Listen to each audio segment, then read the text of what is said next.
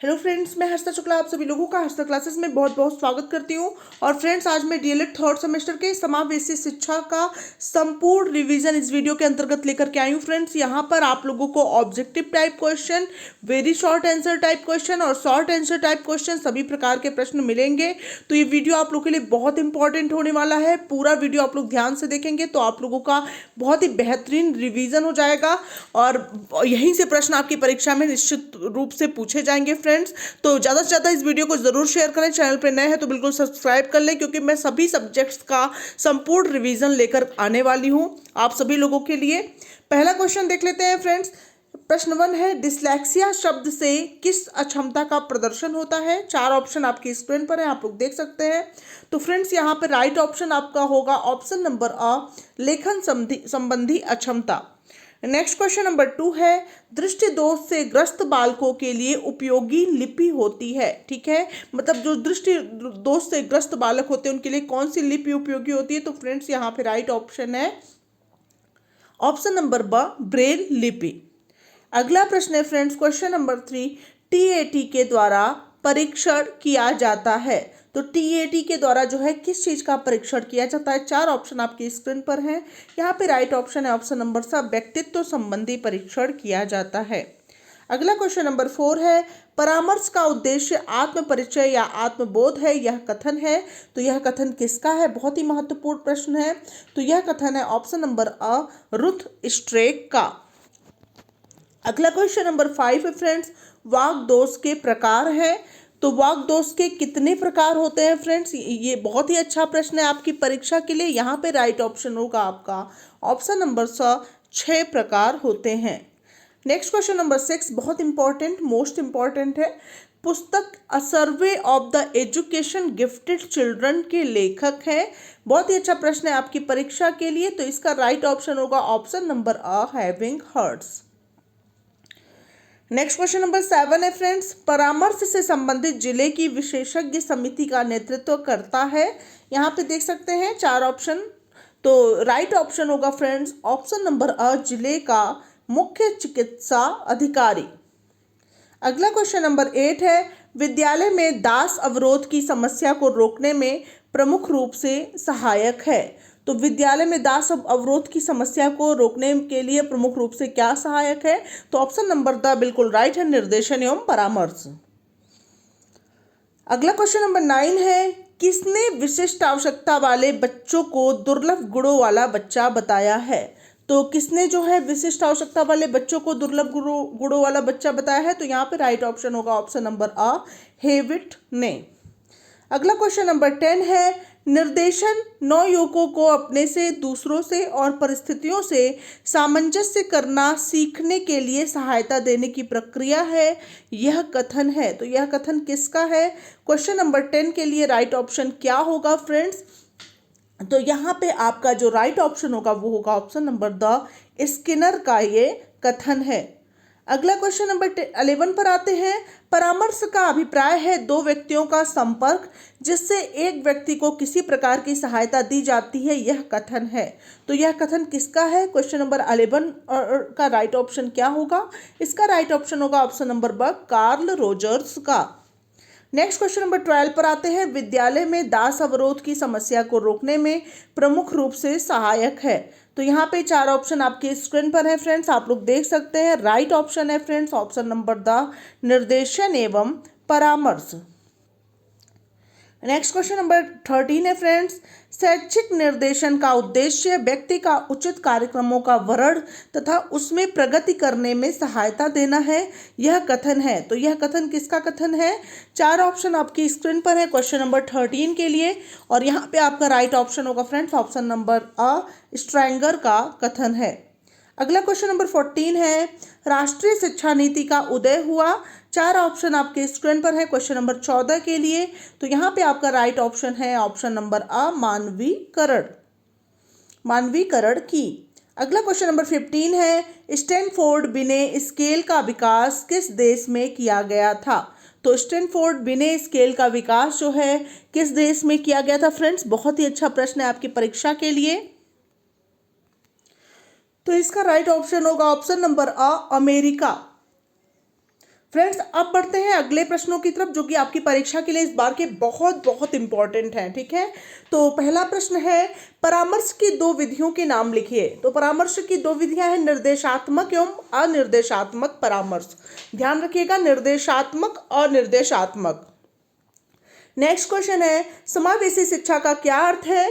तो इसका आंसर होगा कि समावेशी शिक्षा से अभिप्राय है कि छात्रों को सार्थक शिक्षा अनुकूलतम पर्यावरण में उपलब्ध कराई जाए, जिससे वे अपने जीवन को सफल बना सकें। इसमें योग्यता, शारीरिक अक्षमता, भाषा, संस्कृति, पारिवारिक पृष्ठभूमि तथा उम्र किसी भी प्रकार का अवरोध पैदा न कर सके। ठीक है, तो समावेशी शिक्षा से अभिप्राय है कि छात्रों को सार्थक शिक्षा अनुकूलतम पर्यावरण में उपलब्ध कराई जाए, जिससे वे अपने जीवन को सफल बना सकें। इसमें योग्यता, शारीरिक क्षमता, भाषा, संस्कृत, पारिवारिक पृष्ठभूमि तथा उम्र किसी भी प्रकार का अवरोध पैदा न कर सके। नेक्स्ट क्वेश्चन है फ्रेंड्स, मंदबुद्धि बच्चों की मानसिक विशेषताएं बताइए। तो इसका आंसर होगा कि मंदबुद्धि बच्चों की मानसिक विशेषताएं इस प्रकार है, बुद्धि लब्धि सामान्य बालकों से कम होती है, जन्मजात मानसिक क्रियाएं सामान्य बालकों की अपेक्षा कम होती हैं, स्मृति विस्तार, ध्यान विस्तार कम होता है। ध्यान दीजिएगा, मंदबुद्धि बच्चों का जो है बुद्धि लब्धि और सब सामान्य बच्चों से कम होती है, जन्मजात मानसिक क्रियाएं सामान्य बच्चों से कम होती हैं और स्मृति विस्तार, ध्यान विस्तार भी कम होता है। अगला क्वेश्चन है फ्रेंड्स, निर्देशन का अर्थ स्पष्ट कीजिए। तो इसका आंसर होगा कि निर्देशन एक व्यक्तिगत कार्य है, जिसके द्वारा शिक्षार्थी को उसकी समस्याओं का समाधान करने के लिए प्रेरित किया जाता है। निर्देशक समस्याओं का समाधान स्वयं नहीं करता है, वरन ऐसी विधियां बताता है जिनका प्रयोग करके बालक या व्यक्ति उन समस्याओं को स्वयं सुलझा सकता है। अगला क्वेश्चन है फ्रेंड्स, वंचन का क्या अर्थ है। बहुत ही महत्वपूर्ण प्रश्न है। तो इसका आंसर होगा कि वंचन जो है जीवन की वह ऋणात्मक दशा है जो मानव क्षमताओं के विकास में बाधक होती है, यानी किसी चीज से रहित होना। अगला क्वेश्चन है, समस्यात्मक बालक के कौन से कारण हैं। तो इसका समस्यात्मक व्यवहार के कौन से कारण हैं। तो इसका आंसर होगा, पहला है अनुवांशिक कारण। ठीक है, अनुवांशिक कारण में होगा बुद्धि दुर्बलता, विरासत में मिले दुर्व्यसन। दूसरा आपका शारीरिक कारण के अंतर्गत आएगा बहरापन, अंधापन, गंजापन, कम दिखाई देना, ऊंचा सुनना। नेक्स्ट फ्रेंड, संवेगात्मक कारण है अंगूठा चूसना, बिस्तर गीला करना, चिड़चिड़ापन। सामाजिक कारण के अंतर्गत आएगा निम्न सामाजिक आर्थिक स्थिति, उचित देख रेख का अभाव, माता पिता के मध्य टूटते संबंध, बड़े सदस्यों की बुरी आदतें आदि। अगला क्वेश्चन है फ्रेंड्स, सामाजिक निर्देशन से आप क्या समझते हैं। तो इसका आंसर होगा कि सामाजिक निर्देशन का अर्थ है सामाजिक परिपक्वता, अच्छी आदतें तथा पक्षपात को दूर करना और अच्छे मूल्यों को सीखना। ध्यान दीजिए, सामाजिक निर्देशन का अर्थ है सामाजिक परिपक्वता, अच्छी आदतें तथा पक्षपात को दूर करना और अच्छे मूल्यों को सीखना। अगला क्वेश्चन है, शिक्षक प्रशिक्षुओं को प्रशिक्षण अवधि में समावेशी शिक्षा पर आधारित प्रशिक्षण के दो उद्देश्य बताइए। तो पहला है वे समावेशी बालकों की क्षमताओं, रुचियों एवं समस्याओं से परिचित हो सकें। ठीक है, और दूसरा है वे समावेशी बालकों के प्रति धैर्यवान हो सकें। नेक्स्ट क्वेश्चन पर आते हैं, समावेशी शिक्षा के अंतर्गत किस प्रकार के बच्चे आते हैं। तो इसका आंसर होगा कि शारीरिक अक्षमता, मानसिक अयोग्यता, भावनात्मक एवं व्यवहारिक विकारों, बौद्धिक भिन्नता वाले बालक जो है समावेशी शिक्षा के अंतर्गत आते हैं। नेक्स्ट क्वेश्चन है, सामान्य बच्चों में कौन कौन सी मानसिक भिन्नताएं होती हैं। तो इसका आंसर है धीमी गति से सीखने वाले, बुद्धि लब्धि का निम्न स्तर, ध्यान केंद्रण की समस्या, सृजन क्षमता की कमी। नेक्स्ट क्वेश्चन है, सामान्य बच्चे की दो विशेषताएं बताइए। तो इसका आंसर होगा कि बुद्धि सामान्य होती है तथा वह शारीरिक व मानसिक रूप से परिपक्व होते हैं। नेक्स्ट क्वेश्चन है, पिछड़े बालक से आपका क्या अभिप्राय है। तो इसका आंसर होगा कि जो अपने कार्य में अपने सामान्य साथियों से पीछे रहते हैं उन्हें पिछड़े बालक कहा जाता है।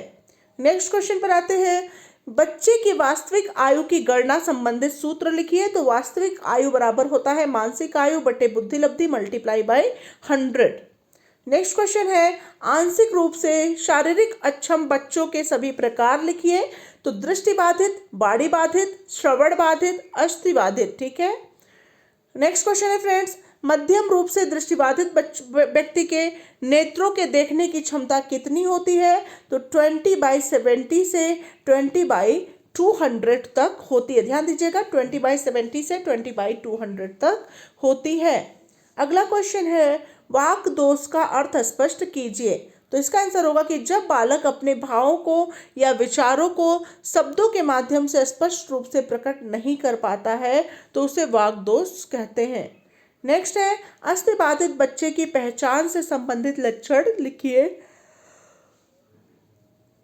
तो इसका आंसर होगा मेरु रज्जु का वक्र होना, विकृत नितंब, पांव फिरा, दैनिक क्रियाओं में समस्या आना, हाथ पैर शरीर के किसी अंग का विकृत होना। नेक्स्ट क्वेश्चन है फ्रेंड्स, बुद्धि लब्धि किसे कहते हैं? उदाहरण स्पष्ट कीजिए। तो इसका आंसर होगा कि बुद्धि लब्धि जो है बालक या व्यक्ति की सामान्य योग्यता के विकास की गति को बताती है। ठीक है। कोल एवं ब्रूस के अनुसार बुद्धि लब्धि यह बताती है कि बालक की मानसिक योग्यता में किस गति से विकास हो रहा है। जैसे किसी बालक की मानसिक आयु 10 वर्ष और वास्तविक आयु 8 वर्ष है तो उसकी बुद्धि लब्धि 125 होगी। ठीक है। नेक्स्ट बहुत ही इंपॉर्टेंट प्रश्न आपकी इस बार की परीक्षा के लिए है कि विशिष्ट बालकों की 2 विशेषताएं बताइए। तो इसका आंसर होगा कि विशिष्ट बालकों की प्रमुख विशेषताएं हैं कि वे कक्षा के सामान्य स्तर के बालकों के साथ समायोजित नहीं हो पाते हैं। यह बालक प्रतिभावान भी होते हैं और मंदबुद्धि भी।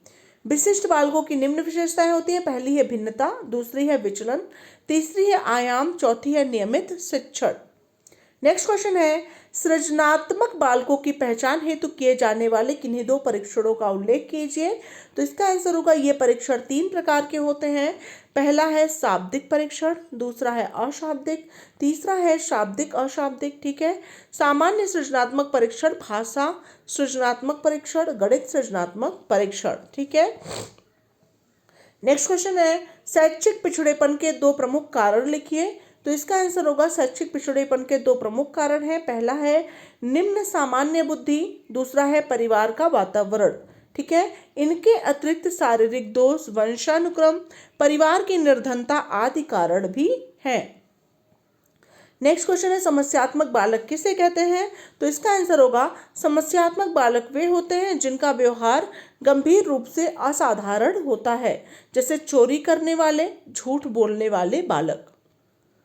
नेक्स्ट क्वेश्चन है फ्रेंड्स डाइट के 2 विभागों के नाम लिखिए। मोस्ट इंपॉर्टेंट है प्रश्न आपकी परीक्षा के लिए। तो पहला है सेवा पूर्व प्राथमिक शिक्षा शिक्षक प्रशिक्षण विभाग यानी PSTE। दूसरा है सेवारत शिक्षक प्रशिक्षण क्षेत्र अंतःक्रिया नवाचार समन्वय यानी IFIC। नेक्स्ट क्वेश्चन है परामर्श की कोई एक परिभाषा लेखक के नाम सहित लिखिए। तो परामर्श की परिभाषा रॉबिन्सन के अनुसार आप लिख सकते हैं। परामर्श 2 व्यक्तियों के संपर्क की उन सभी स्थितियों का समावेशन होता है जिसमें एक व्यक्ति को उसके स्वयं के एवं वातावरण के मध्य प्रभावशाली समायोजन प्राप्त करने में सहायता दी जाती है। नेक्स्ट क्वेश्चन है फ्रेंड्स वाक दोष का अर्थ स्पष्ट कीजिए। DLED 2018 में पूछा गया प्रश्न है।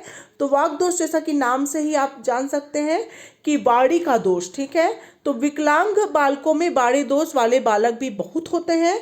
बाड़ी दोष वाले बालक या तो ठीक प्रकार से बोल नहीं पाते अथवा उनके द्वारा बोली गई बात श्रोता भली भांति समझ नहीं पाते अथवा देर से समझते।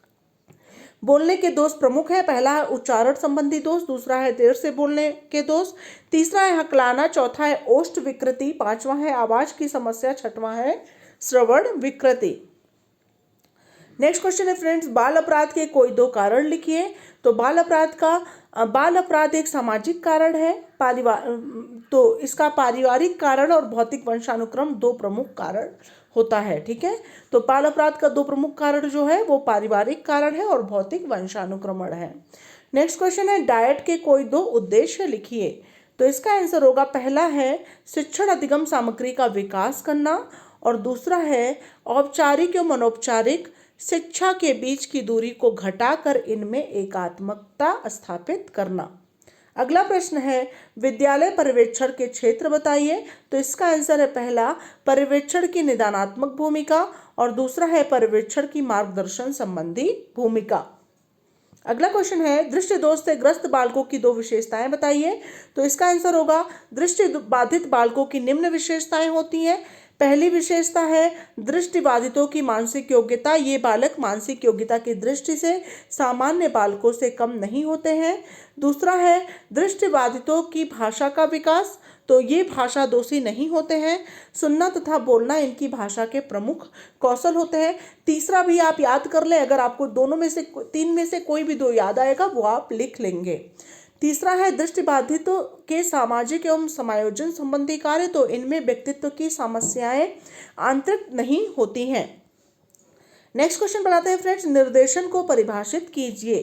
तो इसका आंसर होगा कि निर्देशन एक व्यक्तिगत कार्य है जिसके द्वारा शिक्षार्थी को उसकी समस्याओं का समाधान करने के लिए प्रेरित किया जाता है। ठीक है, निर्देशन समस्याओं का समाधान स्वयं नहीं करता वरन ऐसी विधियां बताता है जिनका प्रयोग करके बालक उन समस्याओं को स्वयं सुलझा सकता है। अगला क्वेश्चन है परामर्श में सहयोग देने वाली किन्हीं दो संस्थाओं के नाम लिखिए। तो पहली संस्था है मनोविज्ञान शाला उत्तर प्रदेश इलाहाबाद और दूसरी संस्था है मंडलीय मनोविज्ञान केंद्र और तीसरी संस्था है जिला शिक्षा एवं प्रशिक्षण संस्थान। नेक्स्ट क्वेश्चन है समावेशी बालक की अधिगम जानने हेतु प्रयोग किए जाने वाले दो उपकरणों के नाम बताइए। तो पहला है बुद्धि उपलब्धि परीक्षण, दूसरा है व्यक्तिगत बुद्धि परीक्षण और तीसरा है सामूहिक बुद्धि परीक्षण। अगला क्वेश्चन है परामर्श से आप क्या समझते हैं। तो डॉक्टर जुमाल के अनुसार जो है परामर्श एक प्रकार की राय देना है। जहां व्यक्ति स्वयं निर्णय लेने में सक्षम नहीं होता है वहां परामर्श की आवश्यकता पड़ती है। अगला क्वेश्चन है टीएलएम से क्या आशय है। तो टीएलएम का आशय है टीचिंग लर्निंग मटेरियल, ठीक है, यानी शिक्षण अधिगम सामग्री। अगला क्वेश्चन है फ्रेंड्स परामर्श में सहयोग के संबंध में निरीक्षण तंत्र से आपका क्या आशय है। तो इसका आंसर होगा निरीक्षण इस प्रकार की इस प्रक्रिया में निरीक्षणकर्ता विद्यालय जाता है और विद्यालय की विभिन्न गतिविधियों का अवलोकन करता है। ठीक है, यदि उनमें कोई दोष आता है तो वह उनको ढूंढता है और रिकॉर्ड तैयार करता है। नेक्स्ट क्वेश्चन है प्रतिभाशाली बच्चों की पहचान कैसे की जाती है। बहुत इंपॉर्टेंट प्रश्न है। तो इसका आंसर होगा कि प्रत्येक विद्यालय में विभिन्न प्रकार के बालक होते हैं। आपको पता ही है कि उनमें जो है व्यक्तिगत विभिन्नताएं भी होती हैं। यहाँ पर व्यक्तिगत विभिन्नताओं के आधार पर प्रतिभाशाली बालकों का चयन करना अध्यापकों हुए तो एक कठिनाई का विषय है। उनकी पहचान करने के लिए कई प्रविधियों का प्रयोग करना पड़ता है क्योंकि यह जरूरी नहीं है कि बालक एक प्रविधि के प्रयोग के पश्चात पहचाना जा सके। अतः बालकों की पहचान हेतु निम्नलिखित प्रविधियों का प्रयोग किया जाता है। पहला है फ्रेंड्स बुद्धि परीक्षण। ठीक है, तो प्रतिभाशाली बालकों की पहचान हेतु अध्यापकों द्वारा कई बुद्धि परीक्षण किए जाते हैं।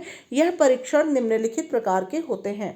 फर्स्ट है शाब्दिक तथा अशाब्दिक परीक्षण, दूसरा है व्यक्तिगत तथा सामूहिक परीक्षण। ठीक है, तो इन बुद्धि परीक्षणों का वर्गीकरण भाषा के प्रयोग के आधारों पर किया जाता है तथा शाब्दिक परीक्षणों के अंतर्गत पेन तथा पेंसिल का प्रयोग किया जाता है, जबकि अशाब्दिक परीक्षणों के अंतर्गत कोई क्रिया करवाकर परीक्षण किया जाता है। टर्मन के शब्दों में वह बालक जो कि 140 से अधिक बुद्धि लब्धि का है वह प्रतिभाशाली बालकों की श्रेणी में आता है, अतः यह उत्तम प्रविधि होती है। नेक्स्ट है फ्रेंड्स निष्पत्ति परीक्षण। ठीक है, निष्पत्ति परीक्षण यानी अचीवमेंट टेस्ट। तो प्रतिभाशाली बालकों की खोज तथा पहचान हेतु शिक्षा के क्षेत्र में अध्यापक निष्पत्ति परीक्षणों की सहायता अध्यापक निष्पत्ति परीक्षणों की सहायता ली जाती है। इन परीक्षणों के माध्यम से बालकों की शैक्षिक लब्धियों की ज्ञान आसानी से प्राप्त हो सकता है। ठीक है, नेक्स्ट है अभिरुचि परीक्षण। तो अभिरुचि परीक्षणों के अंतर्गत बालकों की अभिरुचि के आधार पर उन्हें पहचाना जाता है। यह परीक्षण यह भी बता सकता है कि बालक भविष्य में क्या बनना चाहता है तथा उसकी रुचि किन किन कार्यों में है। ठीक है, परंतु इन परीक्षणों में शिक्षकों का प्रशिक्षित होना भी अति अनिवार्य होता है क्योंकि इस प्रकार के परीक्षणों से प्राप्त अंकों का अर्थापन भी प्रशिक्षित व्यक्ति द्वारा ही किया जा सकता है।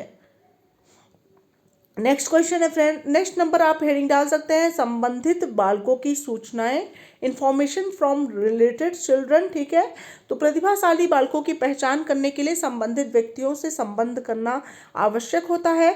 संपर्क के बाद उनसे रिपोर्ट मांगी जाती है। इन सभी व्यक्तियों में बालकों के माता पिता, अध्यापक, आस पड़ोस के लोग व उनके मित्रगण सम्मिलित होते हैं। ठीक है, और इन सभी लोगों से आवश्यक सूचनाएं लेकर शिक्षक प्रतिभाशाली बालकों की प्रतिभा तथा उनके स्तर को भलीभांति जान सकता है।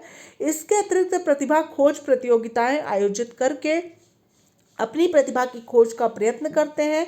यह प्रतियोगिताएं अत्यंत ही लाभदायक होती हैं। नेक्स्ट क्वेश्चन है, नेक्स्ट नंबर है अवलोकन विधियां यानी ऑब्जर्वेशन मेथड। तो अवलोकन विधियों के अंतर्गत जो है बालकों की क्रियाओं को लगातार देखा जाता है। तत्पश्चात मूल्यांकन के पश्चात यह पता चलता है कि बालक वाकई में प्रतिभाशाली है अथवा नहीं है। यह भी उत्तम विधि कहलाती है। नेक्स्ट है बालकों के गुणों के आधार पर पहचान करना। तो प्रतिभावान बालकों को उनके गुणों के आधार पर ही पहचाना जाता है। चूंकि इन बालकों में कुछ अलग से विशिष्ट गुण विद्यमान रहते हैं, अतः उनके आधार पर ही बालकों की पहचान की जाती है। यह गुण निम्नलिखित हैं। पहला है, यह बालक कक्षा में किए गए कार्यों को समझते हैं। दूसरा है, यह बालक किए गए कार्यों को सुगमता से याद करते हैं। तीसरा है, यह सामान्य बुद्धि का प्रयोग करते हैं। चौथा है, यह कठिन कार्यों को भी सुगमता से कर लेते हैं। पांचवा है, इन बालकों का चिंतन सदैव मौलिक होता है। और छठवां है, यह सोचने समझने, अर्थों को समझने और संबंधों को पहचानने में दक्ष होते हैं। ठीक है, अतः उपरोक्त आधार पर ही प्रतिभाशाली बालकों की पहचान की जा सकती है। नेक्स्ट क्वेश्चन है फ्रेंड्स, प्रतिभाशाली बालकों की शिक्षा व्यवस्था किस प्रकार की होनी चाहिए। तो हेविंग हर्ट्स ने लिखा है कि प्रतिभाशाली बालकों की शिक्षा सफल कार्यक्रम वही हो सकता है जिसका उद्देश्य उनकी विभिन्न योग्यताओं का विकास करना हो। ठीक है, उनको समृद्ध पाठ्यक्रम के अंतर्गत शिक्षा, सर्वांगीण विकास पर बल, पाठ्य सहगामी क्रियाओं का आयोजन, सामाजिक अनुभवों के अवसाद, नेतृत्व का परीक्षण तथा समय समय पर विशेष निर्देशन, परामर्श इत्यादि के अवसर मिलने चाहिए। मतलब जो शिक्षा बालकों का संपूर्ण विकास करे, सर्वांगीण विकास करे, वही शिक्षा व्यवस्था उन पर लागू की जानी चाहिए। अगला क्वेश्चन है फ्रेंड्स, धीमी गति से सीखने के कौन कौन से कारण होते हैं। तो इसका आंसर होगा धीमी गति से सीखने के निम्न कारण होते हैं। पहला है आर्थिक परिस्थिति या गरीबी। दूसरा है परिवार के सदस्यों का मानसिक स्तर। तीसरा है संवेगात्मक घटक और चौथा है व्यक्तिगत घटक। नेक्स्ट इसमें डाल सकते हैं कि धीमी गति से सीखने वाले बच्चों की समस्याएं, हेडिंग डाल सकते हैं। तो धीमी गति से सीखने वाले बच्चों की समस्याएं निम्नवत हो सकती हैं। पहली समस्या है ज्ञानात्मक अधिगम समस्याएं। दूसरी है भाषा एवं बाड़ी की समस्याएं। तीसरी है श्रवण प्रत्यक्षीकरण की समस्याएं। चौथी है दृष्टि एवं व्यवहारिक समस्याएं। और पांचवी है सामाजिक एवं संवेगात्मक समस्याएं। नेक्स्ट क्वेश्चन है अपवंचित बालक से आप क्या समझते हैं। तो इसका आंसर होगा अपवंचित बालक का अर्थ क्या है, पहले ये जानेंगे कि जन्म के उपरांत से ही बालक निरंतर विकसित होता है। यह विकास वंशानुक्रम के प्रभाव के अंतर्गत वातावरण के आधार पर होता है। वातावरण का गुणात्मक प्रभाव बालक के विकास में सहायक होता है। प्रत्येक बालक का अधिकार है कि वह अपना विकास प्राप्त अभिवृत्ति और योग्यताओं की सीमा तक करे, और शिक्षा का उद्देश्य है कि बालक का विकास पूर्ण हो। कुछ बालक ऐसे होते हैं जो सुविधाओं के क्षेत्र में सामान्य बालक से कम होते हैं। ठीक है, तो इसमें लिख सकते हैं कि जिस बालक को अपनी प्रगति हेतु अपने समाज में न्यूनतम सुविधाएं भी प्राप्त नहीं है, वह सामाजिक दृष्टि से सुविधा वंचित बालक कहलाएगा। नेक्स्ट है फ्रेंड्स, सुविधा वंचित बालकों का आकलन किस प्रकार करेंगे। तो इसका आंसर है कि सुविधा वंचित बालकों को तीन तरह से देखा जा सकता है। पहला है पारिवारिक दृष्टि से, दूसरा है बालक की व्यक्तिगत कमियों की दृष्टि से, तीसरा है उनके परिवार के सदस्यों की सामाजिक स्थिति की दृष्टि से। ठीक है, तो पारिवारिक दृष्टि से आप हेडिंग डालेंगे, इसमें लिखेंगे कि जिन बच्चों को अन्य बालकों की तुलना में पहला पारिवारिक प्रेम, दूसरा उनकी जिज्ञासाओं का उत्तर, तीसरा किसी भी प्रकार की कठिनाइयों को दूर करने के हेतु उचित सहायता, चौथा है अपने दृष्टिकोण को व्यक्त करने की स्वतंत्रता, 5वां है पढ़ने लिखने के लिए उचित वातावरण, और 6वां है अच्छे कार्यों के लिए प्रोत्साहन आदि कम मिल पाते हैं, वो सुविधा वंचित बालक कहलाते हैं। नेक्स्ट क्वेश्चन है फ्रेंड्स, परीक्षण द्वारा पिछड़ेपन की पहचान किस प्रकार की जाती है? तो परीक्षण द्वारा पिछड़ेपन की पहचान आप हेडिंग डालेंगे, उसमें लिखेंगे जिस प्रकार प्रतिभा संपन्नता की पहचान हमने बुद्धि लब्धि यानी IQ को माप कर की थी, ठीक उसी प्रकार पिछड़ेपन की पहचान के लिए हमें विद्यार्थी की शैक्षिक लब्धि को मापना होगा। शैक्षिक लब्धि यानी एजुकेशनल क्वांटेंट विद्यार्थी की आयु के अनुरूप सभी विषयों में उसकी उपलब्धि का औसत है, अर्थात शैक्षिक दृष्टि से बालक या विद्यार्थी के अर्जन को ही शैक्षिक लब्धि कहते हैं। शैक्षिक लब्धि का सूत्र ज्ञात करने का सूत्र क्या होगा? शैक्षिक लब्धि यानी EQ बराबर शैक्षिक आयु बटे वास्तविक आयु मल्टीप्लाई बाई 100। ठीक है, तो इस प्रकार से सूत्र आप ज्ञात कर सकते हैं। नेक्स्ट है फ्रेंड्स, यदि किसी बालक की आयु 10 वर्ष है तो उसकी बुद्धि लब्धि कितनी होगी? हल कीजिए। तो बुद्धि लब्धि बराबर मानसिक आयु बटे वास्तविक आयु मल्टीप्लाई 100। ठीक है, ये बुद्धि लब्धि का सूत्र है, इतना बस लिखना पर्याप्त होगा। नेक्स्ट क्वेश्चन है, एक पिछड़े बालक में क्या विशेषताएं होती हैं, समझाइए। तो पिछड़े बालक की विशेषताएं आप हेडिंग डालेंगे, इसमें इसके अंतर्गत लिखेंगे कि कुप्पू स्वामी के अनुसार पिछड़े बालक में निम्नलिखित विशेषताएं पाई जाती हैं। पहली है सीखने की धीमी गति, दूसरी है जीवन में निराशा का अनुभव, तीसरी है समाज विरोधी कार्यों की प्रवृत्ति, चौथी है व्यवहार संबंधी समस्याओं की अभिव्यक्ति, पांचवी है जन्मजात योग्यताओं की तुलना में कम शैक्षिक उपलब्धि, छठवीं है सामान्य विद्यालय में पाठ्यक्रम से लाभ उठाने में असमर्थता, और सातवीं है सामान्य शिक्षण विधियों द्वारा शिक्षा ग्रहण करने में विफलता, और आठवीं है मंद बुद्धि, सामान्य बुद्धि या अतिश्रेष्ठ बुद्धि का प्रमाण। नेक्स्ट क्वेश्चन है, बुद्धि लब्धि का आशय स्पष्ट कीजिए। तो इसका आंसर होगा सन 1911 में बिने तथा साइमन ने मिलकर विभिन्न आयु में यानी 15 वर्ष तक के बच्चों के लिए पृथक पृथक प्रश्नावली तैयार की। जो बालक अपनी आयु के अनुसार प्रश्नावली हल कर देता था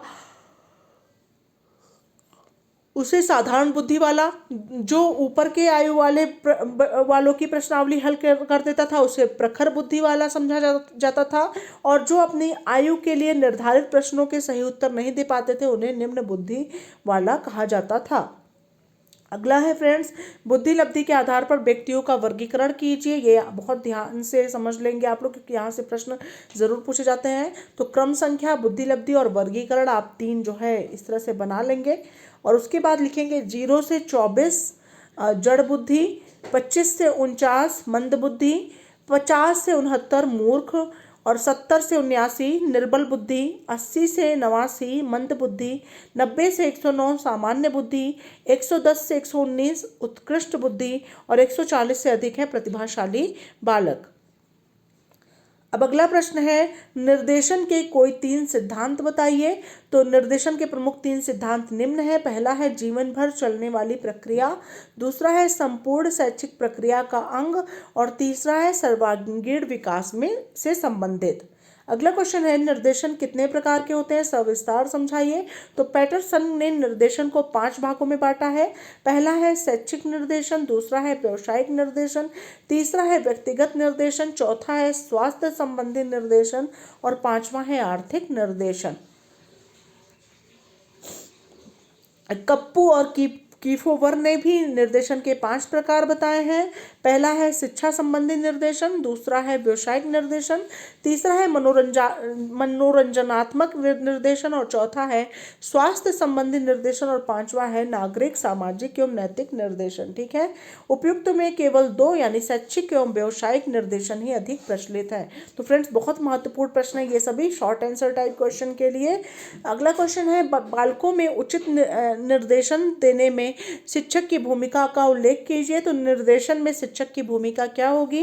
तो इसके अंतर्गत लिखेंगे कि शिक्षक की निर्देशन में अति महत्वपूर्ण भूमिका होती है। शिक्षक अपने छात्रों के अध्ययन अनेक परिस्थितियों में करता है। ठीक है, छात्रों का अध्ययन जो है, और क्योंकि वह उनके सबसे निकट संपर्क में रहता है, शिक्षक ही छात्रों की आवश्यकताओं के संबंध में सबसे अधिक जानकारी रखता है। अतः निर्देशन कार्यक्रम में शिक्षक अधिकाधिक सहयोग प्रदान करता है। शिक्षकों के निर्देशन संबंधी कार्य एवं उत्तरदायित्व तो निम्नलिखित हैं। पहला है छात्रों के साथ संबंध स्थापित करके बाधित बालकों का पता लगाना। दूसरा है छात्रों के अभिभावकों से संपर्क स्थापित करना। तीसरा है छात्रों को पुस्तकालय एवं सामाजिक संस्थाओं से संपर्क स्थापित करना सिखाना। और चौथा है पाठ्य सहगामी क्रियाओं का आयोजन करना। और पांचवा है जिन छात्रों का साक्षात्कार किया जा चुका है उनकी रिपोर्ट का निर्देशन छात्रों को प्रदान करना। छठवां है निर्देशन कार्यक्रमों में व्यवसायों तथा शैक्षिक अवसरों की सूची देना। उसके बाद 7वां नंबर है निर्देशन कार्यक्रम को अधिकाधिक सफल बनाने के लिए प्रधानाचार्य एवं शिक्षकों को पूर्ण सहयोग देना। और 8वां है छात्रों की परीक्षाएं लेने में सहायता करना तथा ऐसे छात्रों को जो अधिगम में कठिनाई अनुभव करते हों उनको उपबोधकों के पास भेजना। निर्देशन में कक्षा अध्यापकों की भूमिका क्या जो है कक्षा अध्यापक के निर्देशन कार्यक्रम में महत्वपूर्ण भूमिका होती है। कक्षा अध्यापक तथा निर्देशन कार्यक्रम के बीच जो है गहरा संबंध होता है। शिक्षक छात्रों का अलग अलग परिस्थितियों में निरीक्षण करता है, अतः कक्षा अध्यापकों छात्रों से संबंधित कार्यों में उत्तरदायित्व का निर्वाह करके निर्देशन संबंधी जानकारियां प्रदान कर सकते हैं। पहला है कक्षा में अच्छा एवं उत्तम वातावरण पैदा करना। दूसरा है अन्य निर्देशनकर्ताओं को सहयोग देना। तीसरा है असमायोजित छात्रों के विषय में पूर्ण जानकारी प्राप्त होना।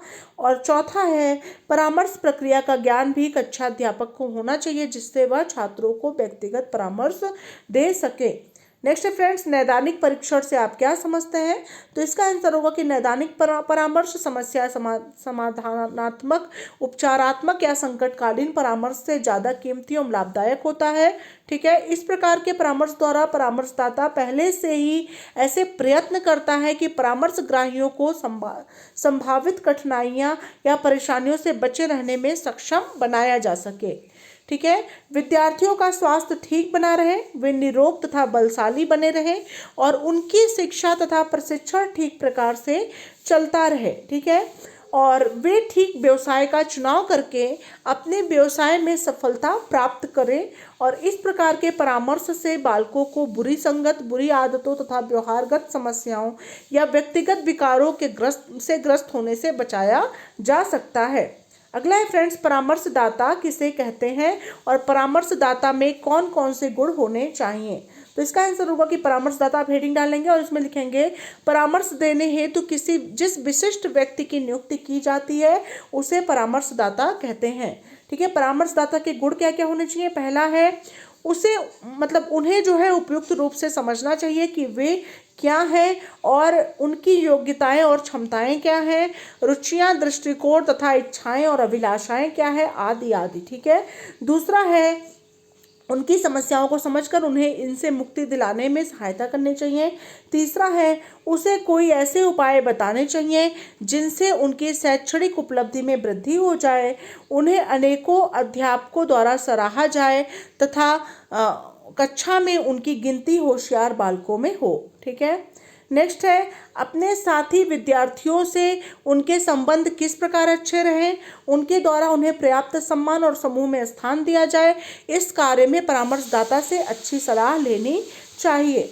नेक्स्ट है उनके व्यवहार में क्या वास्तव में कुछ कमियां हैं, इसका सही आभास उन्हें कराया जाना चाहिए, अगर हैं तो इन्हें तुरंत दूर करने में परामर्शदाता को सहायता करनी चाहिए। ठीक है, नेक्स्ट है फ्रेंड्स परामर्श की आवश्यकता तथा क्षेत्र बताइए। तो परामर्श की आवश्यकता जो है इस प्रकार से है, पहला है वह व्यक्ति को आत्म मूल्यांकन करने के लिए प्रेरित करता है। दूसरा है छात्रों को सही निर्णय लेने में सहायता देता है। तीसरा है छात्रों को शैक्षिक एवं व्यावसायिक मार्गदर्शन प्रदान करता है। चौथा है व्यक्तियों में सद्भाव पैदा करता है। और पांचवा है शिक्षा अधिकारियों को पाठ्यक्रम में सुधार के लिए प्रेरणा मिलती है। ठीक है, और परामर्श के क्षेत्र कौन कौन से हैं? परामर्श के क्षेत्र इस प्रकार से हैं, पहला है मनोवैज्ञानिक परामर्श, दूसरा है नैदानिक परामर्श, तीसरा है मनोचिकित्सात्मक परामर्श, चौथा है वैवाहिक परामर्श, पांचवा है शैक्षिक परामर्श, छठा है व्यवसायिक परामर्श, सातवां है व्यक्तिगत परामर्श और आठवां है स्थानापन्न। तो ये रहे फ्रेंड्स समावेशी शिक्षा से बहुत ही महत्वपूर्ण प्रश्न जो कि इस बार परीक्षा के लिए मोस्ट इंपॉर्टेंट है। इस वीडियो को 1 से 2 बार जरूर देखें, इससे आप लोग को पूरे क्वेश्चन अच्छे से लर्न हो जाएंगे। और इस वीडियो को ज़्यादा से ज़्यादा दोस्तों, ज़्यादा से ज़्यादा मित्रों को जरूर शेयर करें। मिलते हैं नेक्स्ट वीडियो के साथ, तब तक के लिए thank you so much friends, thanks for watching my video.